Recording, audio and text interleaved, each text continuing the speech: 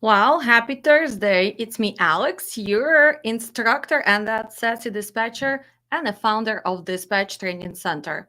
Well, we are going to be talking today about upcoming trainings for IFTA and permits, also safety and compliance.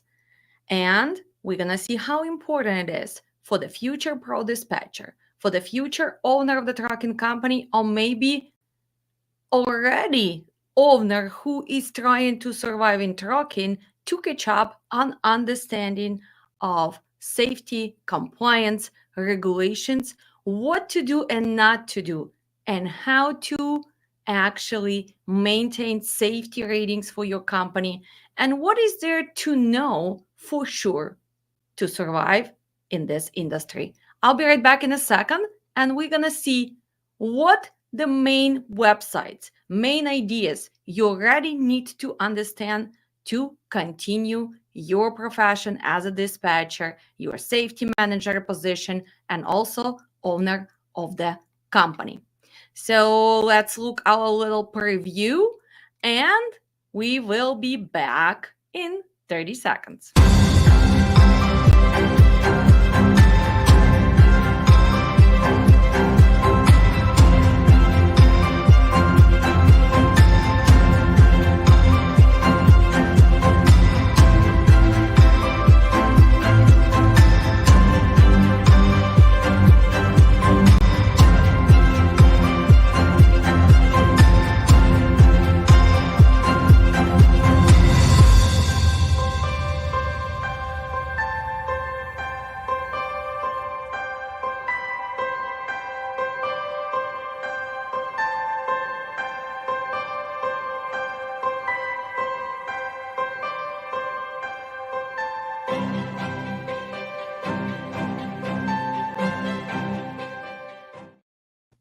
Well, most of you already familiar with FMCSA, and hopefully you do understand the abbreviation because it simply stands for Federal Motor Carrier Safety Administration. What does this administration actually take care of? Of course, rules and regulations and compliance for anybody who would like to join trucking company as a motor carrier. First, before you decide to register, you need to figure out what type of authority are you guys going to apply. And we have not only authority for hire, right? Most of us are motor carrier for hire, right? Common motor carrier. That means that we buy the truck, we buy our trailer, maybe not. We go on a load board and we are looking for the loads to carry cargo from A to B. That's why we are common carrier. But there is a different types of authority, and each authority costs simply $300. If you really want to figure out what are you trying to do, make sure you click on the different types of authorities right here and see what are you applying to. The biggest mistakes people do when they do not understand what I'm actually trying to do in this industry. I had a phone call this previous week from my dispatch student who is trying to help her family members. And they were trying to set up with a TQL. They went through the process of setting up. They made the first phone call, and TQL is simply telling them, well, we're not going to be working with you. And after reviewing their contract was into the safer and looking what's going on, we found the first mistake because they did not really hire somebody who is knowledgeable, or they did not educate themselves. So when they were applying for 30s, unfortunately, they apply right away for two 30s as a common carrier and freight forwarder because they simply were trying to translate, are you going to be forwarding freight? Well, yes, if you decide to become a freight forwarder, but you usually just need the common authority. So here is a little advice for you. If you're trying to apply for one authority, in the end of that process, If FMCSA website is asking you to pay more than $300, it's asking you to pay $600, $900, or even $1,200. That means that by mistake, you actually applied for few authorities. So go back and review. Do not click because this is going to be nightmare. So picture right now TQL looking at this new company and simply seeing that besides the common carrier, they also have freight forwarder authority. And a lot of times people also apply right away for brokerage authority. They're not even activated. They're not even not sure if they're gonna be using it, but they do it and they pay the $600 and simply killing their chance to even start getting those loads. So, one more time, before you guys apply to anything or get consultations from somebody or simply educate yourself. One more time, if you just a person who has a truck and who has a trailer and wants to move the freight, you are going to be applying for, look at this, the second one, motor carrier. The first one, motor carrier of property except household goods. This is a common carrier. If you are going to be moving company, then you can apply for motor carrier of household goods. If you decide to be a broker, like TQL, like Coyote, like RXO, England Logistics, then you will need to apply for broker authority exactly for common carriers. So accept the household goods. If you decide to be a broker for moving company, then you applying for the broker for the household goods. And then we have extra authorities. And you can simply read here, find this information for free. So we have freight forwarder, we also have Mexico authority, Canadian authority, right? So all of this is for free right here. Educate yourself. So that was the first mistake. Second mistake, and I am not gonna tell the name of the student, I'm not gonna tell the company because I simply want to make sure that we eliminate these mistakes. If you guys ever been taking my classes, the first class, we're talking about initial setups with the brokers. And we as a dispatchers, if we are an independent dispatcher, if we are a company dispatcher, we are simply representing the carrier. So please do not run to FMCSA website. Do not try to open a 30. You don't need to have MC number to be a dispatcher. Hopefully pro dispatcher, or maybe a desperate dispatcher, or company dispatcher, or whatever type of dispatchers you're trying to be, but you are servicing carriers. You do not to apply for MC. You do not need to apply for BOC3.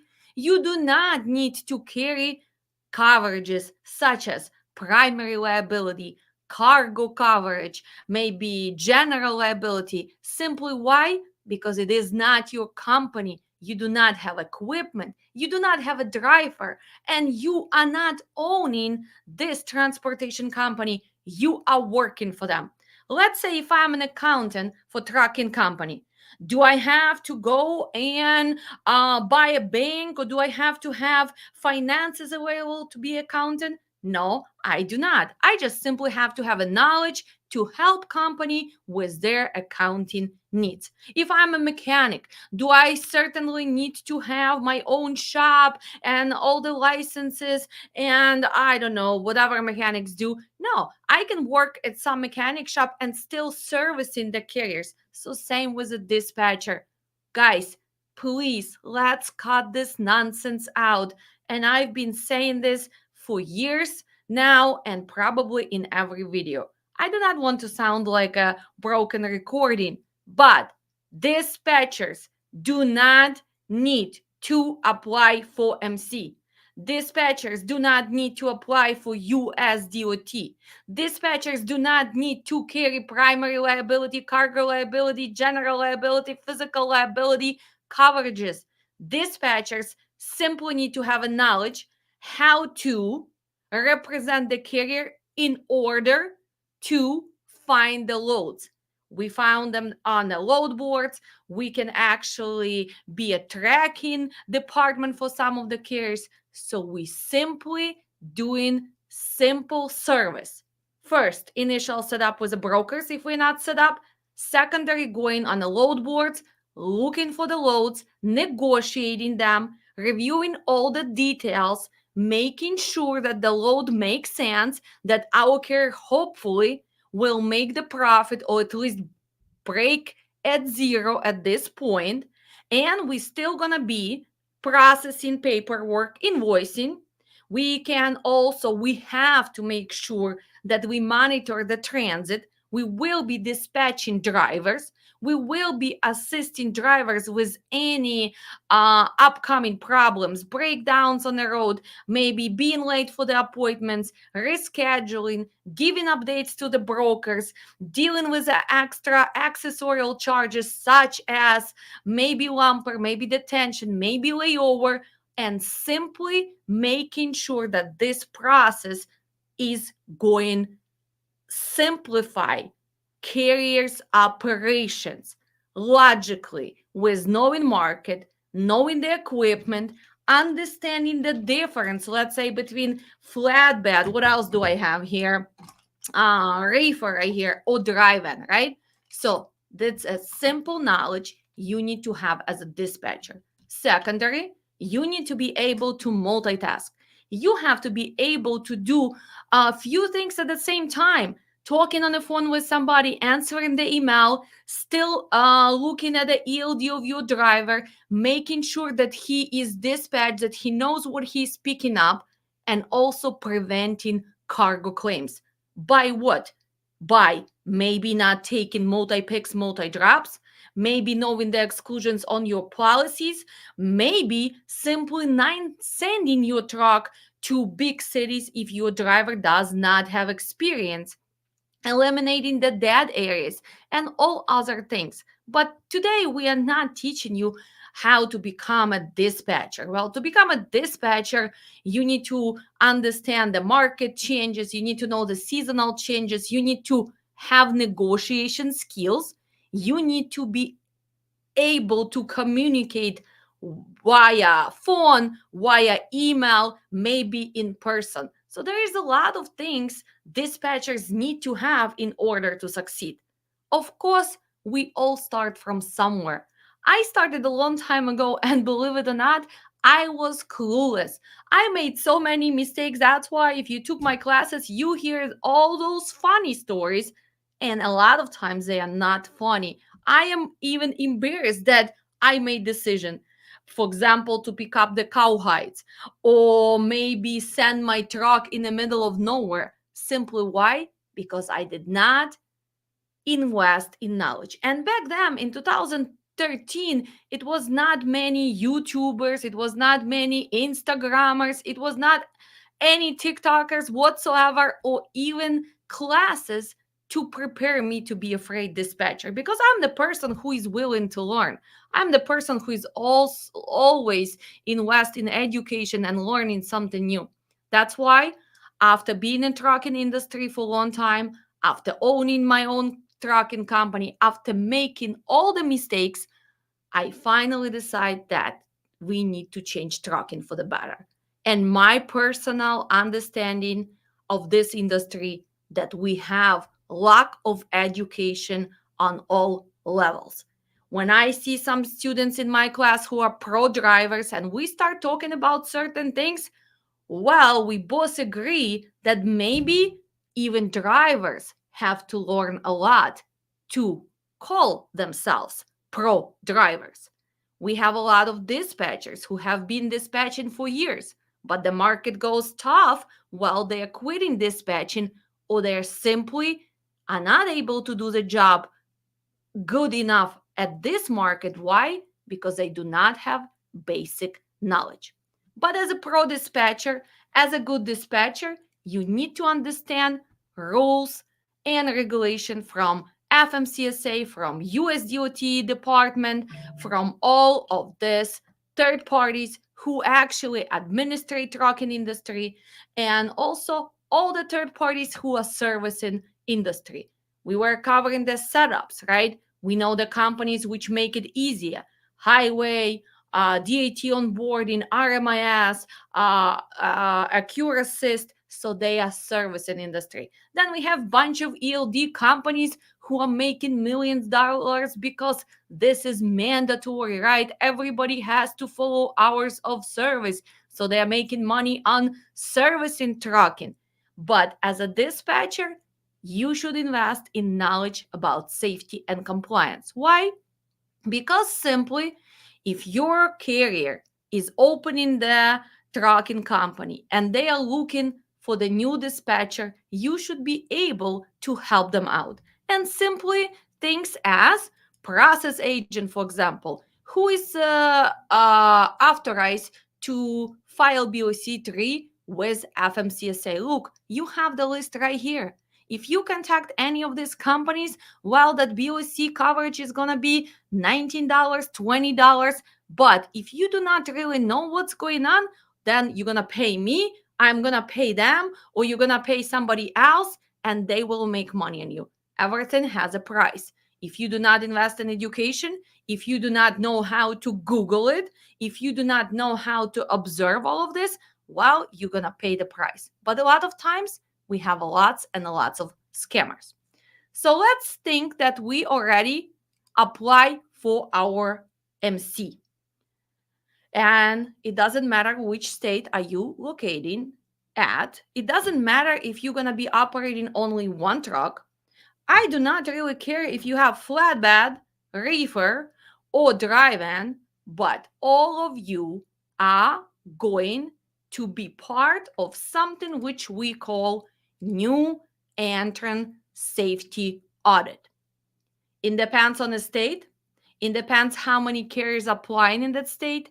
You have a period of 18 months to pass your first audit as a carrier. And there is going to be a list of paperwork which you will need to provide online. And some of it, of course, include very simple things, such as enrollment in drug and alcohol program, prove that you know how to use clearinghouse and that you did do that, driver applications, MVRs, road test, and everything else. So the problem with most of the new carriers that they think that they can catch up later. But a lot of things, for example, as enrollment and drug and alcohol, running that clearinghouse query, unfortunately, you cannot fake it any longer. I can tell you this.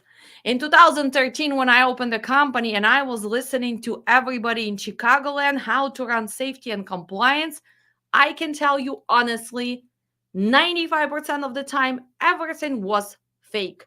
Drug test was done after driver was already working for 2 weeks. All the applications were done later, and a lot of times all those signatures were faked. And it worked a long time, and nobody was really worried about safety and compliance. But when the market switches, when the claims coming up, when the insurance actually is not willing to pay anymore for drivers which were not added on a policy, while regulations and audits are actually start charging more money for the fines. And nowadays, unfortunately, it's not that easy to fake certain data. So please do not listen to people who've been in a business for 10, 15 years, because everything is change. And change is actually positive due to technology, right? It's very easy to verify if you are actually making those fake applications, if those signatures are actually were done by the drivers.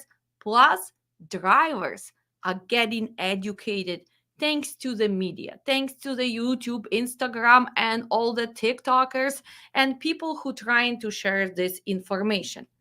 So for you as a dispatcher, at least you need to understand what does it mean that your carrier is going through new entrant safety audit.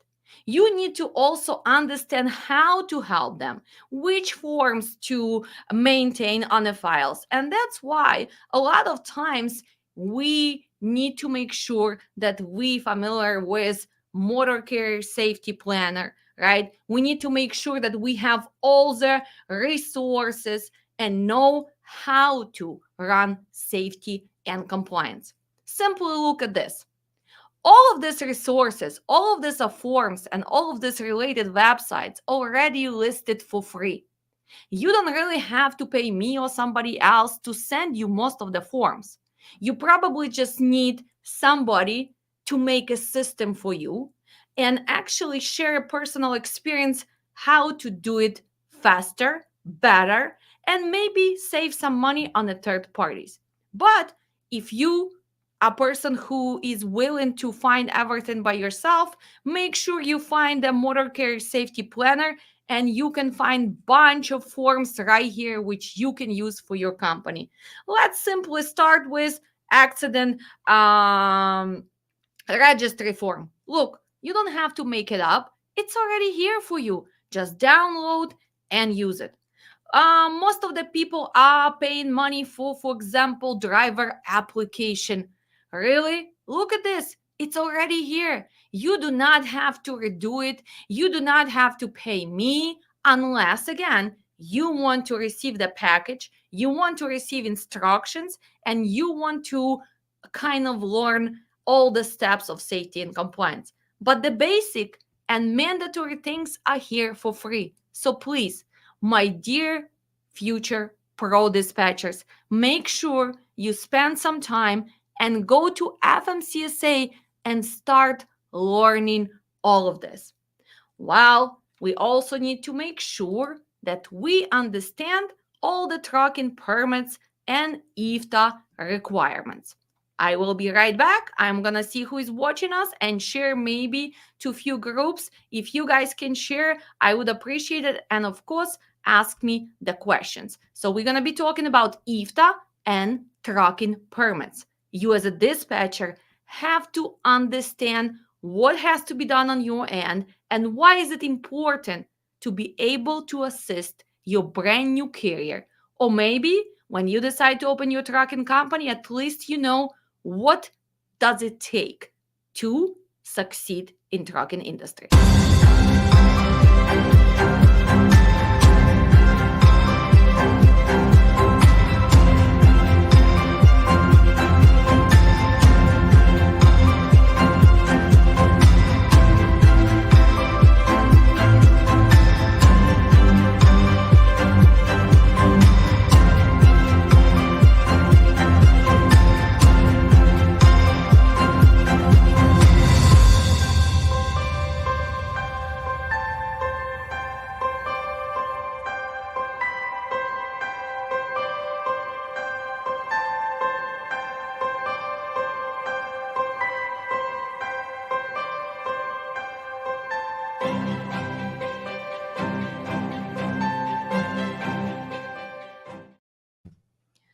So let's go and see how can you find out information about the IFTA. I would like you to go to original resources. That means that we have actually iftach.org.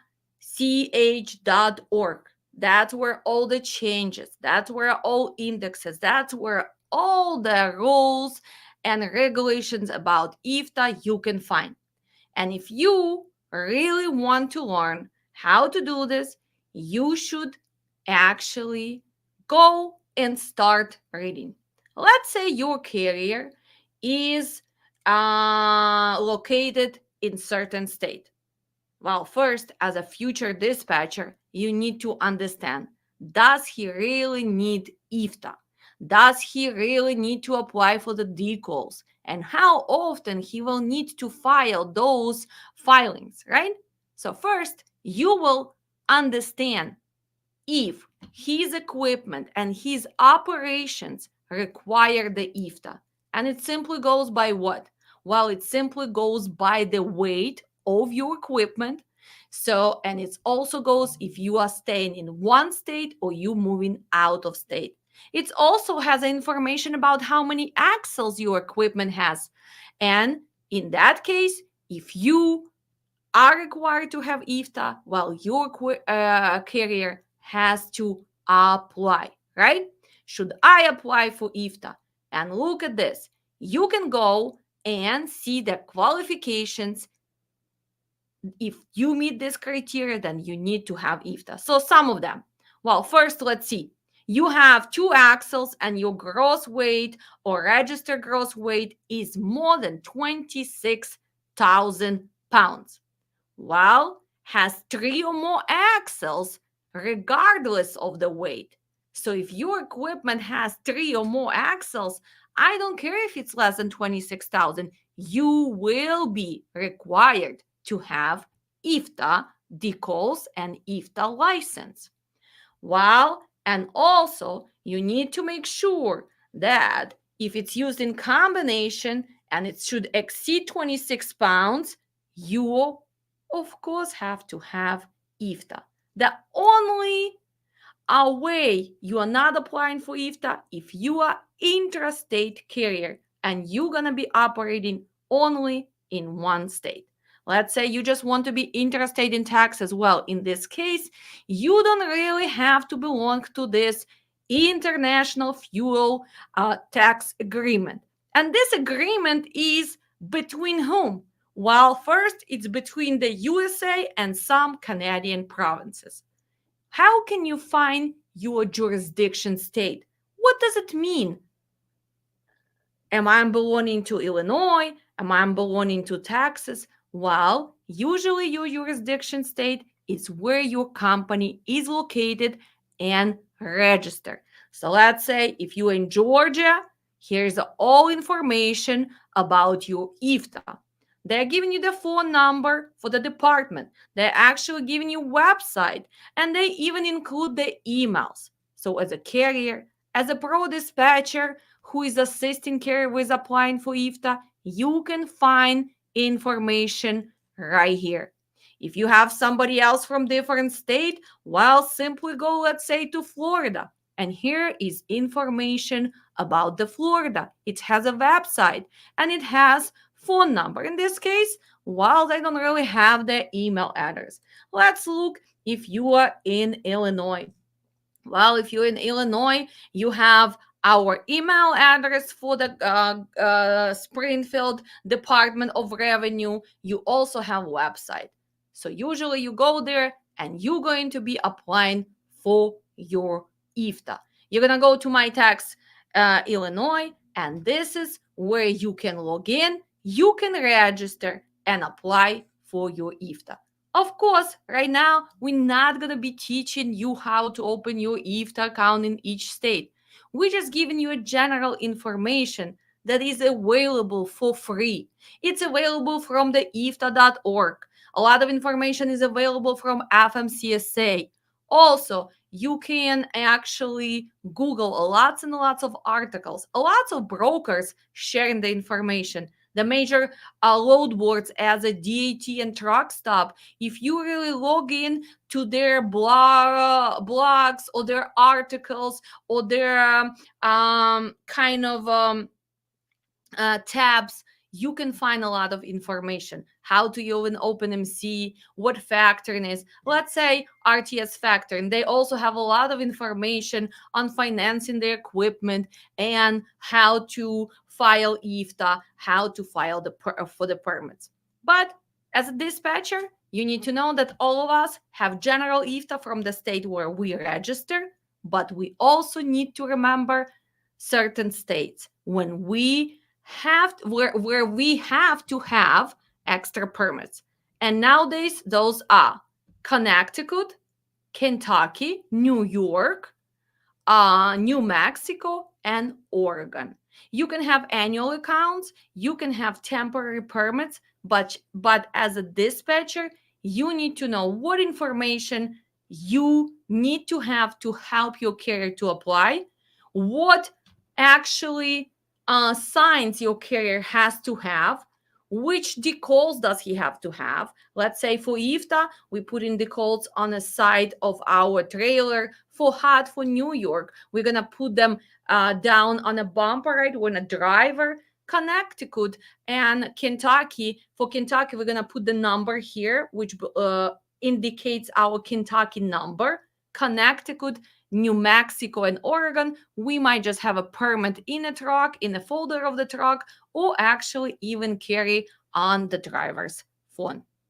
So hopefully you guys understand that being a dispatcher, it takes a little bit more knowledge than just knowing how to use load boards, pause the truck, or how to monitor hours of service. That's why for all the previous students, it's still not too late to register. We are starting our IFTA on Sunday, and then we're going to follow with safety and compliance. So IFTA calculations this upcoming Sunday, it's a live class. It's going to be from 12 to 4 p.m. And a lot of people asking me, is that enough to actually learn how to file the IFTA? Guys, it's more than enough. We're going to talk about applying for IFTA, how to renew your IFTA, how to order decals, how to get the replacement decals, what happens if you move from one state to another, what paperwork you need to have in order to pass all the audits. And then we're going to go through actually live filings in Connecticut, New York, Kentucky, New Mexico, and Oregon accounts so you can see how it's done. And one more time, it's always the same. Doesn't matter if you have one truck, doesn't matter if you have 20 trucks, you just need to gather information about miles, the gallons, and remember that we file IFTA quarterly. So we're going to be talking about all of this stuff. And then if you decide to continue with safety and compliance, we have 4 following classes. And this is a date. If you reach out to us, we can still send you invoice. If you are a previous student, then you will save extra $150 on top of $250. And if you never took our classes, well, you can enroll and take it together, and you can save $250, so it's going to be $1,049. If you only want to take IFTA or only safety, you can still use the code July 100 and you can still save $100. Is it too late to register for Sunday class? No. Registration will be closed tomorrow at noon. All the students are receiving all the preparation tomorrow in the morning. So please, if you're serious about this, sign up. Make sure that you know how to use Zoom. Make sure you download certain files. And on Sunday, we're going to be learning and we are going to becoming a pro safety managers. First, we're going to learn IFTA and permits. Well, let's see if you guys have any questions. If not, you guys know where to find us, right? You can go to Learn Dispatch today, not tomorrow, not yesterday, but today. Let's see if anybody's watching us. Well, I see the Aja watching us, and she's asking what is the difference between freight forwarder. Well, Aja, you're a previous student, and I would like you to start utilizing FMCSA. So please go back and find different authorities, and they have descriptions, because it's easy for me to just repeat myself.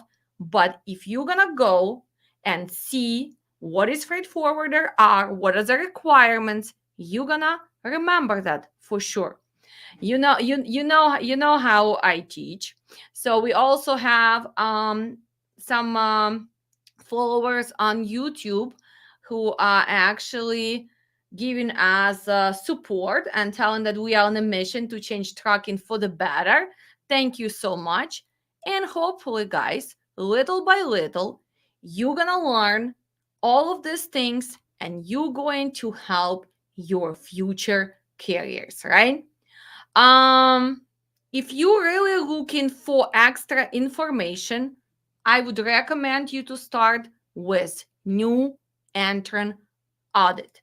Okay, what is gonna required, what has to happen, and they have lots and lots of educational videos right here. So please go and watch. What do you have to do? What does it mean to have a corrective action plan? As a dispatcher, you need to know why some brokers are not going to give you loads. Well, because if your safety is not in a good standing, if your numbers are higher than national average, a lot of times you will have to help your carrier to come up with corrective action plan.